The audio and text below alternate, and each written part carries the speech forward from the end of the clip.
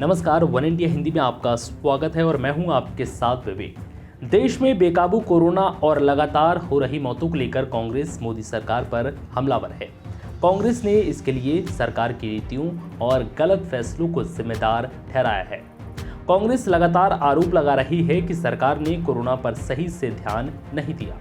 यही वजह है कि देश में आज कोरोना से हालात बदतर हो चुके हैं। कांग्रेस के आरोपों के बाद बीजेपी के अध्यक्ष जेपी नड्डा ने कांग्रेस की अंतरिम अध्यक्ष सोनिया गांधी को पत्र लिखा है। 4 पन्नों के पत्र में जेपी नड्डा ने कोविड को लेकर नकारात्मक प्रचार करने का आरोप लगाया। अपने पत्र में उन्होंने लिखा और कहा, जहां कांग्रेस के कुछ लोग अच्छा काम कर रहे हैं तो वहीं अधिकांश वरिष्ठ नेता नकारात्मकता फैला रहे हैं। जेपी नड्डा ने कहा कि प्रधानमंत्री मार्च 2020 से ही कोरोना के खिलाफ लड़ाई में जुटे हैं। वो लगातार मुख्यमंत्रियों के संपर्क में हैं और कुछ बैठकों की अध्यक्षता कर चुके हैं। जेपी नड्डा ने कहा कि पूर्व प्रधानमंत्री एचडी देवेगौड़ा ने भी पीएम मोदी की इस बात के लिए प्रशंसा भी की। मैं बहुत दुख के साथ ये पत्र लिख रहा हूँ क्योंकि कांग्रेस के वरिष्ठ नेता और मुख्यमंत्री कोविड से लड़ाई के बारे में गलत जानकारी दे रहे हैं और भ्रम फैलाने की कोशिश कर रहे हैं। जेपी नड्डा ने कहा कि पिछले साल जब देश के वैज्ञानिक वैक्सीन विकसित करने का प्रयास कर रहे थे तब आपकी पार्टी के नेता, जिनमें मुख्यमंत्री भी शामिल हैं, उनका मजाक बना रहे थे। आपकी पार्टी के नेताओं ने देश के लोगों में वैक्सीन के प्रति हिचकिचाहट बढ़ाई, जबकि देश में वैक्सीन के प्रति कभी ऐसा नहीं हुआ।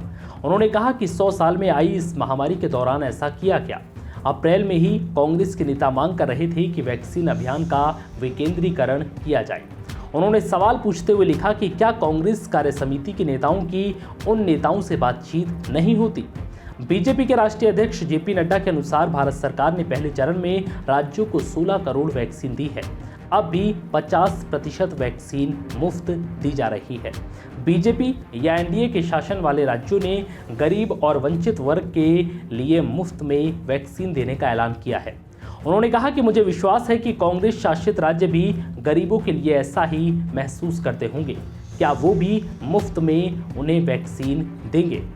कांग्रेस के खिलाफ आक्रामक रुख अख्तियार करते हुए उन्होंने कहा कि भारत में बनी वैक्सीन किसी एक पार्टी की नहीं बल्कि देश की है। पीएम केयर्स फंड के तहत 45,000 वेंटिलेटर्स भेजे गए। ये देखकर दुख होता है कि कुछ राज्यों में वो खोले तक नहीं गए। फिलहाल इस वीडियो में इतना ही। नमस्कार।